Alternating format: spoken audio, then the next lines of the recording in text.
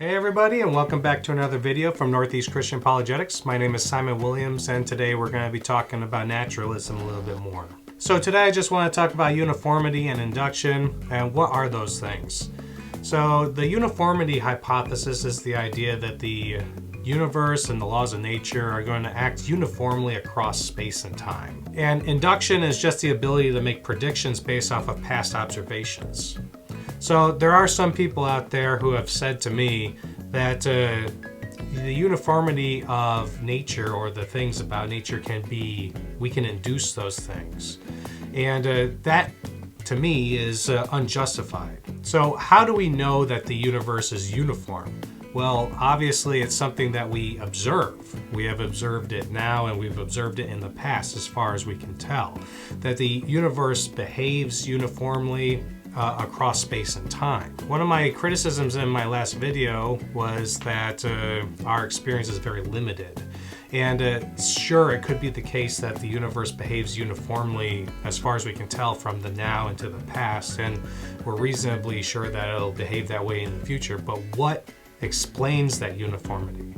Naturalism doesn't explain it. All it does is assume it. That's the only thing it can do. There's nothing about naturalism itself that would make you expect that the natural world would behave uniformly across space and time.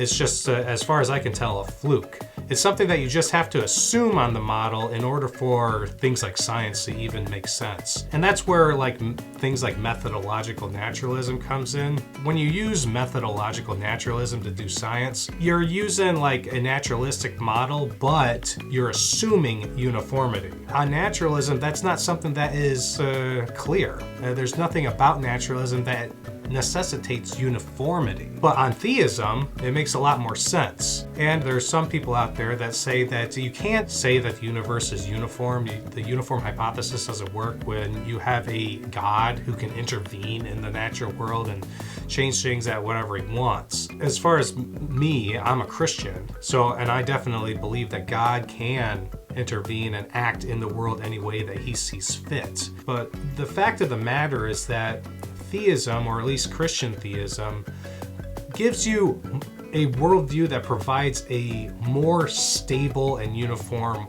world as a whole.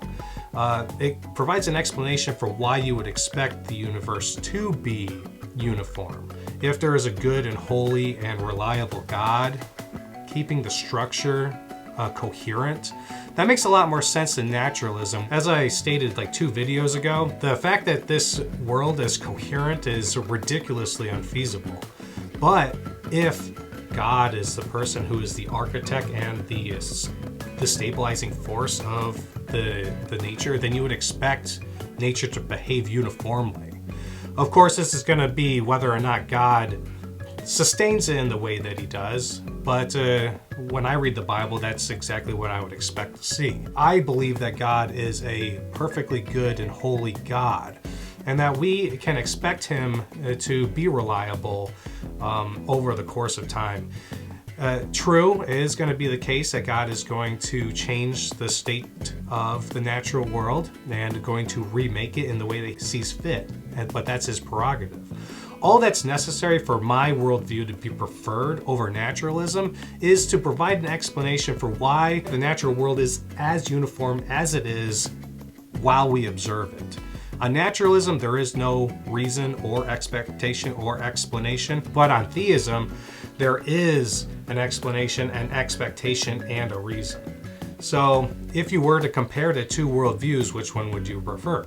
You'd prefer theism, at least if you don't have any biases. Now, some people have talked to me about providing functions over time, and that like mathematical functions, when you graph them out, you would expect them to behave a certain way. And we're just going to use a very basic function right now and talk about a graph. And in this situation, we're only going to be contrasting naturalism and Christian theism, a basic form of Christian theism. The x-axis in this case is going to be time, okay? So each dot on the chart or on the graph or on the plot is going to be a time coordinate, a temporal coordinate. As long as the function remains steady, then you'll expect it to change in accordance with that function.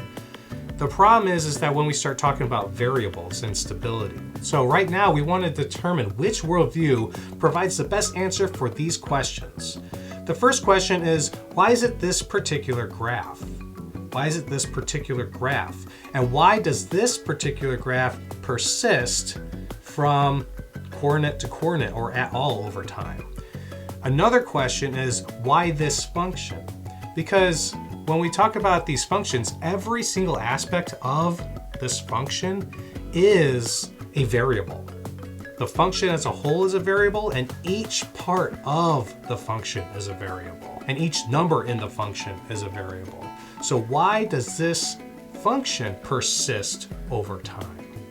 On naturalism, it's just a fluke that the chart remains the same and the coordinates proceed in a coherent fashion in accordance with the function. But if a mind were involved, it's not a fluke, it's by design.